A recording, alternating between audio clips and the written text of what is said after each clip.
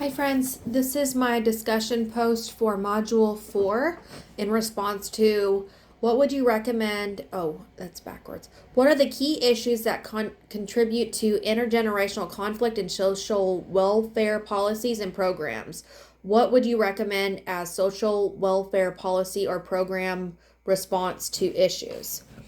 The first example I'd like to use is that there is a very big difference in the government spending in the senior citizen arena and the child arena of the welfare policies. Senior citizens seem to have a lot more funding available to that section of our society, and humans versus children have very limited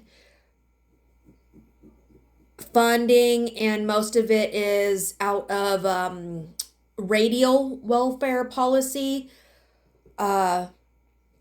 Something that I would suggest to improve these funding differences is that despite the increase in funding with the senior citizen portion of our culture and community, they still are not treated well at all. A lot of senior citizens end up in permanent residential housing that is not up to par. I think that the government could spend more money on permanent housing for senior citizens and have more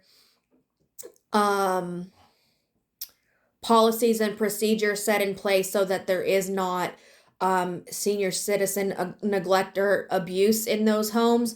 And retirement is supposed to be a pleasant, fun time for people that are aging. And I think that the government should improve their quality of life in that manner as well.